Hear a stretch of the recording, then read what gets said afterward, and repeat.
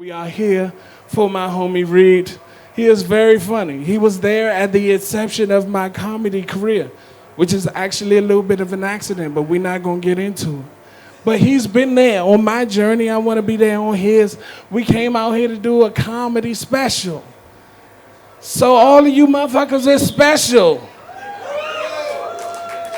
You don't gotta get on the bus with me. You can clap from the outside, it's all right. And clap for my man Reid too, because we out here to do some cool shit. Netflix ain't paying for none of this. I'm broke as hell. I don't even got a t-shirt on. But yes. And that errand was for him so he can remember things, because if he just asked me what was on this paper, we'd both be fucked. But here he is, your main event of the night, Reid Clark.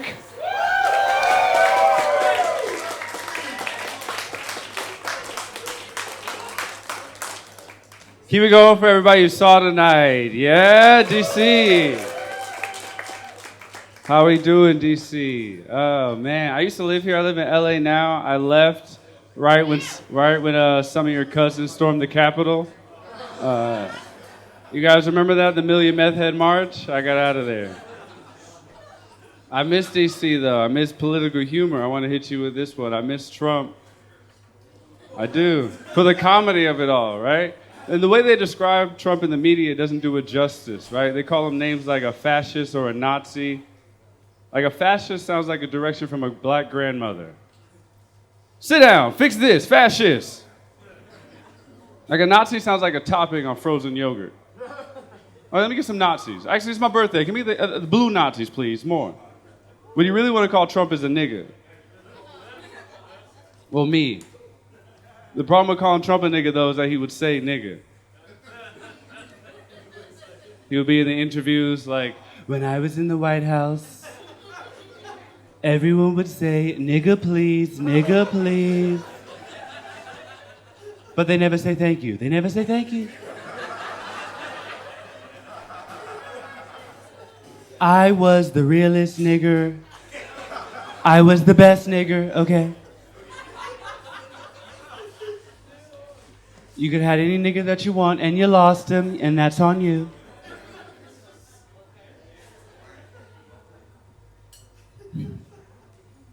I've always been a fan of Black history facts. One of my favorite Black history facts is that Harriet Tubman was narcoleptic. A lot of y'all don't want to believe me because she was so woke. But Harriet Tubman was, in fact, narcoleptic. As if escaping slavery wasn't hard enough.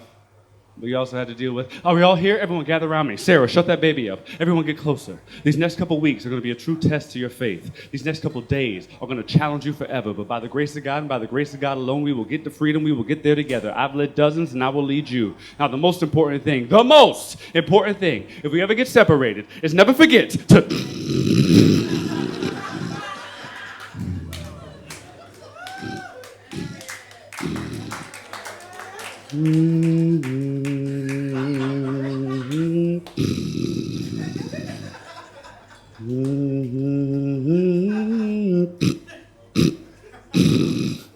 There's no funny way to get up. But sometimes before I do, I like to do like 90s R&B pose. No, like Michael Jackson, Lionel Richie in the game. I drink a lot. I see you guys are drinking. Give it up for your bar staff here. Let them hear it. It's hard not to drink. I used to work at a grocery store. There was all these different alcohol names. They were called Middle Sister and Twisted Sister. I'm like, is that what we do now? We name the alcohol after the psychological problems that cause the alcoholism? Well, in that case, hey, bartender, let me get a lonely bastard.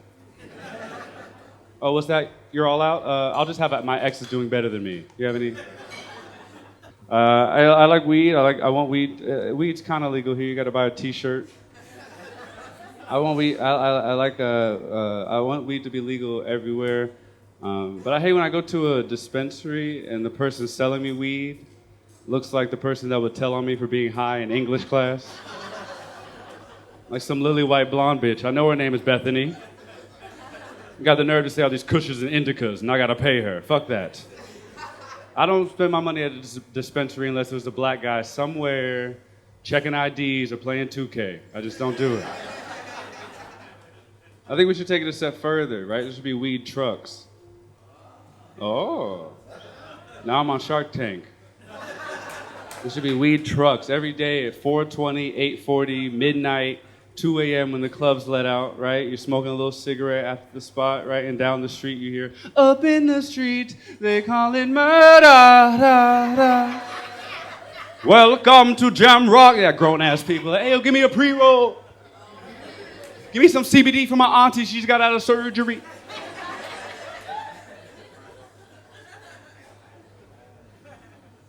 I like that the weather is changing. White people won't talk about their getting burned by the sun anymore.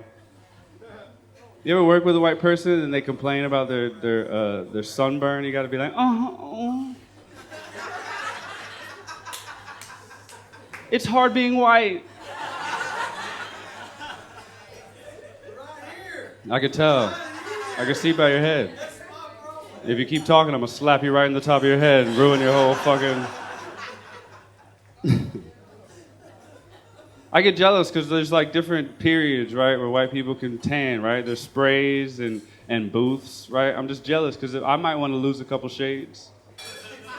Not permanently, I'm very proud to be black, but it might come in handy, like right before a job interview or...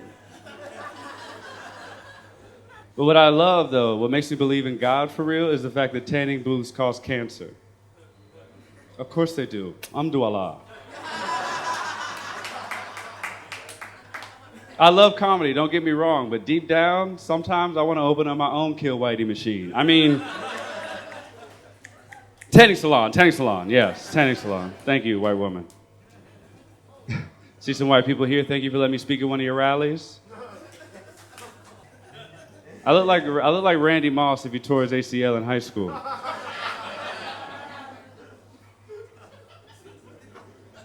look like I like anime, but I don't. I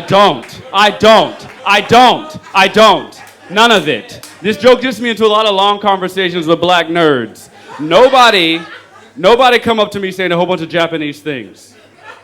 Naruto. What? I haven't seen it and I don't wanna. I haven't even tried it. Let me be black and articulate and not like anime. I'm a nerd about other shit. I'm a nerd about like 90s hip hop and movies. And don't confirm that because then the anime people win. Like, yeah, you can have a thing. No. You're 30. Stop it. Stop wearing graphic t-shirts. It's hard looking a certain way. You're expected to be a certain way, right? I used to read on the train, like in public, because I thought it would make me more attractive to women. But by read, I mean watch Joe Rogan videos loudly without headphones. So I didn't attract any women, just other potheads who wanted to talk to me on the train. Like, hey, yo, bro, I'm surprised you listen to that shit. So, like, Anunnaki, right? Anunnaki. I'm like, all right, back up, sir. I don't want your oils. Back up. I do like conspiracy theories, though. One of my favorite conspiracy theories is, like, false flags, like stories that didn't happen. Like, you guys remember the Steven Stevens story? It was a black guy in Ohio. He shot someone on Facebook Live and then made it to, like, Pennsylvania, and he killed himself in the drive-thru parking lot somewhere. I don't believe that this story happened. I don't believe it. And not in my America. They just caught my cousin uptown for a downtown crime. You telling me this nigga shot someone on Facebook Live and made it to a different state? I also don't believe that there ever has or ever will be a nigga named Steven Stevens walking this planet. It's the fakest name I ever heard. If I ever committed a crime, that would be like the third name I would choose. The first one would be Clark Reid, just switch it, easy, hide in plain sight. The second one would be Jesus Muhammad, because then I'm on everybody's list. And then it'll be Steven Stevens. It'll be a fun game for the FBI. But, ooh, which one do we spell with a V? My name is Reid. There's an upside and a downside to having the name Reid. When I was younger, kids would pick on me. You know, they'd be like, oh, does your mom name you Reid because you know how to read? And I'd be like, yep. I came out the womb with a copy of A Catcher in the Rye. Like, wah, they're all phonies. Wah. Where's John Lennon? The upside of having the name Reid is my name is Reid, and none of my women are illiterate.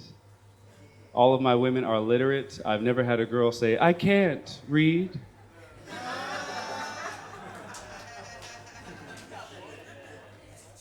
I did date a white woman once. I gave it up, though. That's where I lose black women. All right, I gave it up. I don't do it anymore. I gave up the white stuff.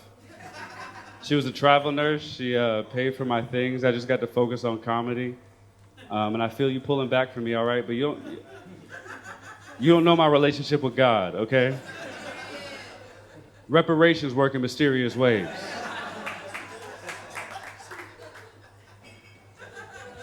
And she wasn't a sugar mama. She was like my age, so I like to call her a sweet and low bitch.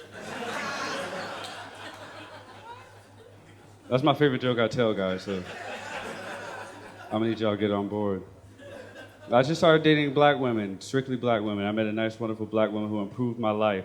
And it's a struggle to meet somebody that wants you to be better, right? I used to not wear contacts or glasses. I'm wearing contacts now. I used to not wear either because I thought like a muscle, my eyes would get stronger if I just raw dogged vision for a little bit. So every time she would be like, why do you always make a stupid face like this? Why every time I see you gotta do this? Why not just get contacts so you don't have to do that? Great advice, right? It's pretty sound. But my male ego still had to jump out and be like, bitch, why are you trying to change me? Maybe there's some shit out there that I don't want to see. You ever think about that? I done spent this long barely being able to see shit, and it's gotten me to where I am today. Where am I? Where are you? Say something. Hello? Hello?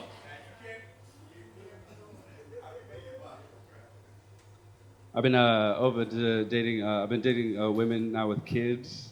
I like kids. Kids remind me of like a simpler time, right? This one kid, he said something that really resonated with me. His fingertips were red. His mom was like, what were you playing in? Why do your hands look like that? And he said something he was like, "Aw, if I tell you, you're gonna be so mad." I forgot you could say that shit. I definitely was an if I tell you you could be so mad kind of kid. But you can't take that into adulthood. You can't even make that noise. Oh. You've been late 3 times this week. You got a good excuse? Oh.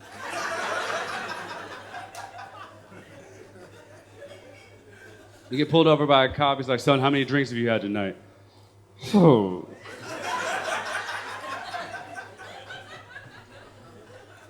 Officer, if I tell you,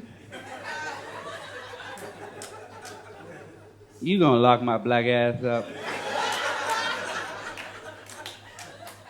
I told you should have drove, Natasha. It's like 2 a.m, getting little dings on your phone. Your girl sees it. She's like, who is Natasha? And why is she sending you Snapchats at 2 a.m.?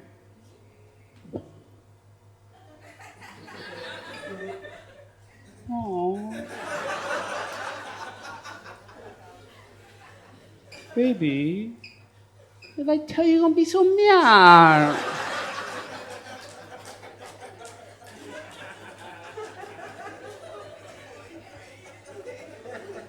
They say like a pastor's kid's freaky or like a Mormon is freaky, right? Because they grew up the most strict. But you got to try fucking one of these hoes from ISIS.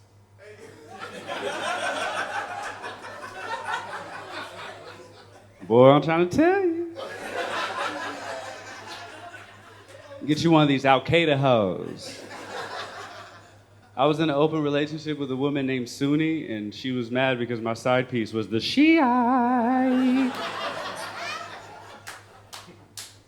I didn't want to convert, but her food made me seek. I couldn't help myself. That pussy was the bomb. That pussy was the bomb. That was it. Y'all made it. One thing I don't miss about like the about like pre-pandemic dating and stuff, like meeting people at the club. I never liked the club. I like dancing, I just don't like the club. Like I like dancing that has like a form to it, like a count, right? Like the shit that's like do do do do do do do do, right? Like the shit from House of Dragons where they be skipping. That sort of shit. Or even the sort of dancing that it still has a count, right? But it looks like you have bug problems. It's like.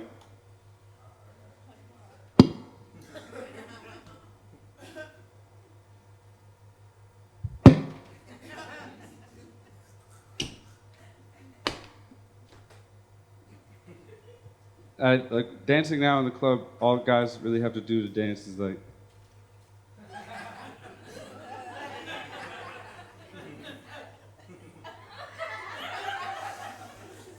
And they have that long, right? Because women dance in these circles. And the one you dance with sits right in front of the lesbian one or the one with a man. She just hates men today. So she doesn't like you, she's gonna snatch you away.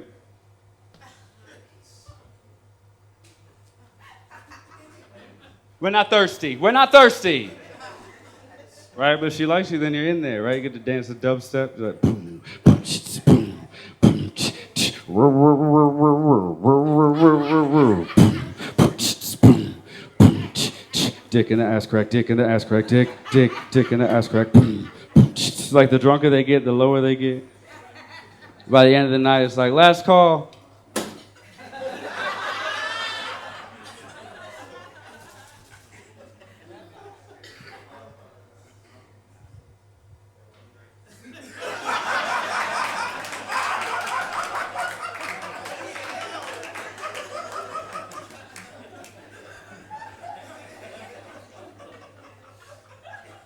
That's why I don't like the club. This is just to be clear.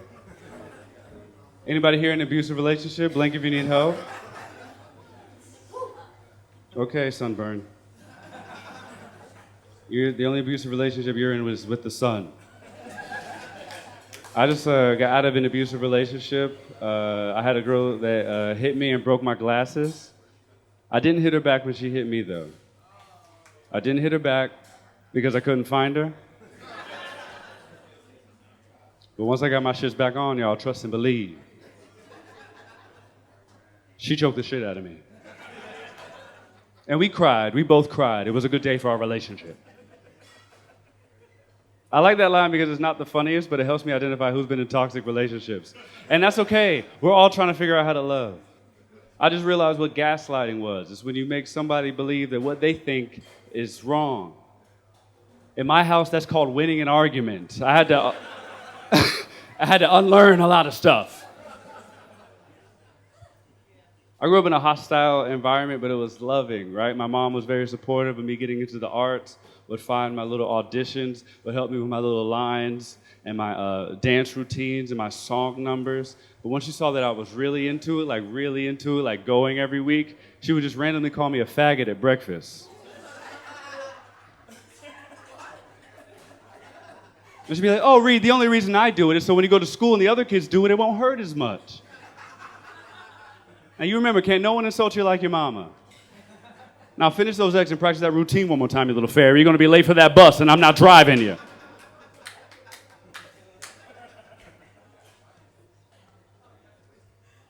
There's also a strange thing with women in my generation where women in my generation expect to come.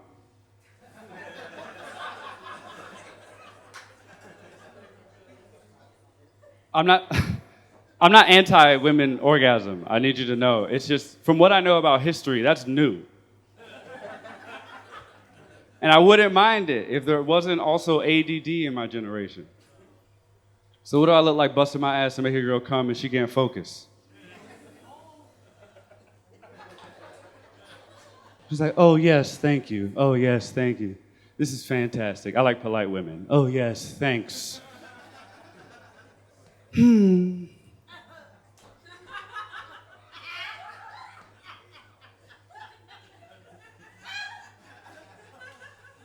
I miss Amy Winehouse. I could never go to another Amy Winehouse concert. I could never wait in line to get a CD signed.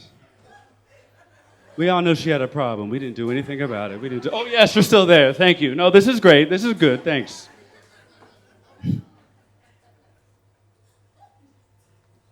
The abusive relationship that I was in, I was glad to get out of it, but we did go to a lot of different places in our time. One place that we went was Texas.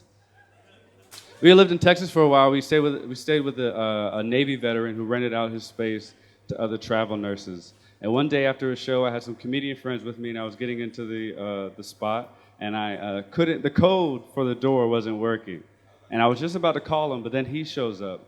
And he's mad for some reason, and he's with a girl, and he barrels up the stairs. He's like, y'all better not make a lot of noise here, all right? I'll fuck you up, and you up. He's like pointing in our heads, like, I'll fuck you up. And then he immediately switches. He's like, oh, you were looking for the code? I was just about to give it to you. Boop, boop, boop. Y'all have a good night. So my friends leave. It doesn't matter how much cocaine you have. No one wants to be around when the Navy veteran shoots up his own house. So I'm alone, I'm high, I hear him and his girlfriend next door, and I hear the girl go, ooh, I loved how you talked to that nigger. Right?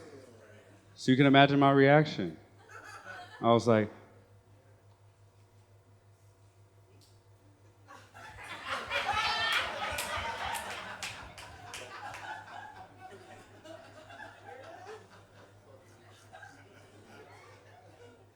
I started doing comedy in the South, so I learned how to make white conservatives laugh first. And I don't know what it is about ignorance and butter, but it sits like right here, right? And it makes you laugh harder at stuff you're not supposed to laugh at, you know? You can be a little naughty with some butter in you. I don't like white liberals because they act like they don't like white nationalists, but they love the Game of Thrones. This is the whitest show about the whitest nation on the whitest world we live in. Like, winter's coming? Nah, bitch, it's been here a minute. Even though Daenerys and Targaryen are black-ass names. All the Targaryens have black names. Raymond, Dagon, Rhaegar, them niggas I know. I know them niggas. Rhaenyra? I know a bitch named Rhaenyra. Daemon Targaryen sounds like he averaged a triple-double during the NBA Finals. Coming to the line for two, Daemon Targaryen from Villanova.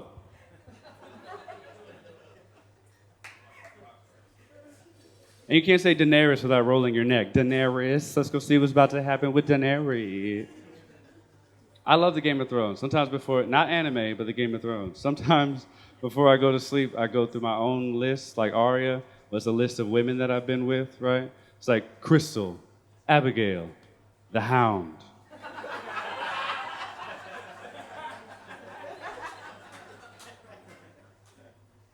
I feel like body positivity is such a black thing. We've had a black president, sure, but like half black and like African. And Michelle was in the White House talking about push-ups and kale and I mean, it's cool. But I like to think like a full black president, like moms from Oakland, dads from Atlanta, like a full black president. I would like to think the first lady would weigh 350 pounds. And she wouldn't say a goddamn thing about school lunches except for,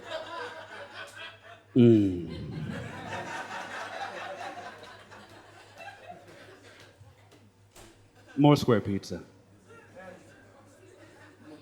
I went to a white liberal hip-hop show. It's different from a regular hip-hop show. You go to a regular hip-hop show, and the MC is like, everybody say, hey, ho, right? We go to a white liberal hip-hop show, and the MC is like, everyone say hello, sex worker, I respect what you're doing. I hope you get home safely. We should find a way to legalize this so you don't have to worry about getting abducted by some businessman from overseas. I mean, you don't even fuck him. You just do his nails while he complains about his wife. And you're not complaining because you get paid. Like, you really get paid. Like, student loans are paid off. Like, you're good. And sometimes he lets you use the New York Times subscription on the app, which is nice because you want to be informed, but you can't be reading articles all day. Someone's got to pay for that shit. So in between.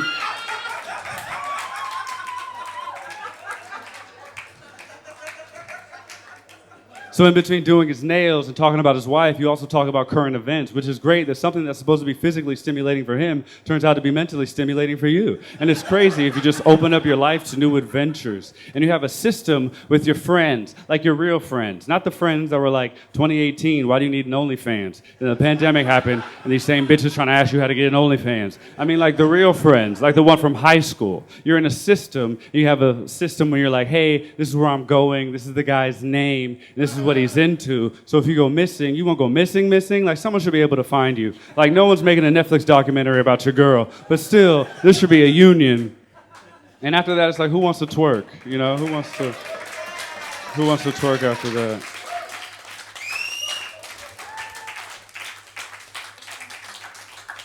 I had a lot of issues in the comedy scene in the Pacific Northwest. I got called a lot of names for jokes that I would try.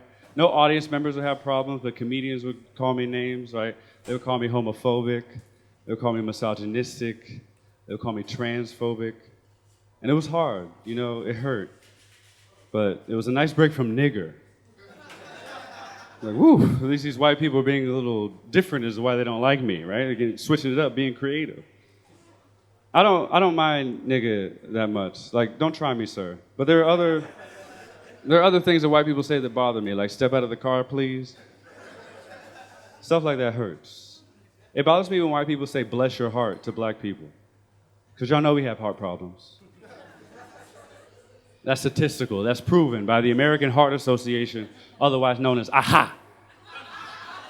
Or AHA. It bothers me when white people say, oh, I'm sorry, my dog is racist. Your dog is racist. Aren't dogs colorblind, or are these just lies and propaganda they feed us during episodes of the Rugrats? I thought all dogs understood was want, want, want, want, want, want, spike. Want, want, want, want, want, want, outside. I had no idea they knew want, want, want, want, want, attack the one in Timberlands. What makes a dog racist? Did it lose his job as a seeing eye dog to a black lab? Did a pit bull steal his bitch? Does it have a racist growl? Is it like, nah, what makes a dog racist? Some of y'all are tightening up, and all dogs matter, okay? It's fine. It bothers me when people say I don't see color. I had a cop say that to me recently. He pulled me over. I was like, son, do you know why I pulled you? And I was like, why? Because I'm a young black man? He was like, no, son, I don't see color. It's because you ran that red light a few miles back. I was like, I'm sorry, officer, but I don't see color. Y'all might think that's clever, but he did not. He beat me black and blue, dark gray and a lighter shade of gray. I like doing live comedy. It's also nice doing Zoom comedy, right? It's a nice way to avoid the police. You know, if you look a certain way, you know how it plays out, right? It's like a song, we all know the words. Right? It's like, this is something fun. The Miranda Slide Part 1, featuring the boys in blue. And this time, we're gonna get arrested. Arrested. Let me see your hands. Let me see your hands. Put them up. Let me see your hands. All right, now we're gonna start with the basic questions. Where you coming from? Where you going? Let me see your ID. Read slowly. Hands where I can see. I'm gonna go check you out. Boop, ba-doop, boop, boop, boop, boop, boop, boop. Sit on the curb. Now it's time to get frisky. Right hand on the wall. Left hand on the wall. Spread your legs.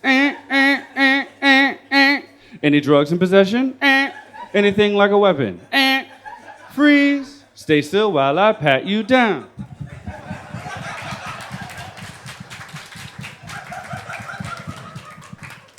Turn around. Right hand, left ankle. Left hand, right ankle. Spread your cheeks. Lift your sack. Cough one time. Two times. Man, fuck this shit. Turn around. Now let's say he's resistant. Turn the camera off.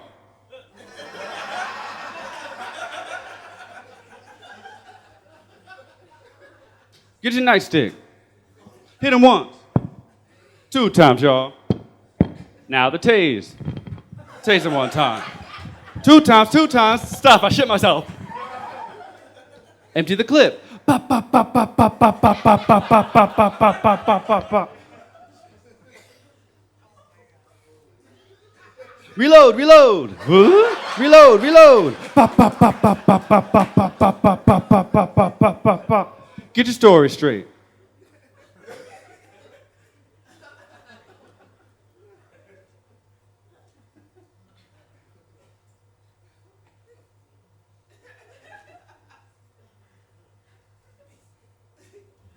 He had a gun. He was reaching for my gun. He smokes weed. He's a thug. Sprinkle some crack. Get suspended with pay.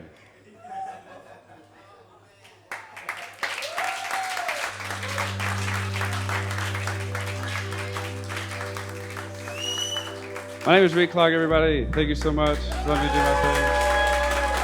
One second. I just want to say real quick before I get off, and there's cameras here. My mother is here. She's been filming. I started doing, this is important for me to do this here in this venue for a lot of reasons, but it's important because 10 years ago I started. 10 years ago I was 19, too young to even be in the place, and this woman would drive me consistently every Wednesday, every Thursday, to go to a comedy club. I went to school for basketball. I had like a D3 scholarship, dropped out, and just decided to do comedy and to get into acting. And it's been hard, it's been long. I'm unable to provide for my mom the way I want to, you guys, but I want you all to give her some love right now because I love her unconditionally. And without her encouraging me to follow my dreams, I would have just been doing some stuff unhappy and I wouldn't be here. And I hope I gave some joy to you guys. And thank you so much for coming out tonight. Thank you.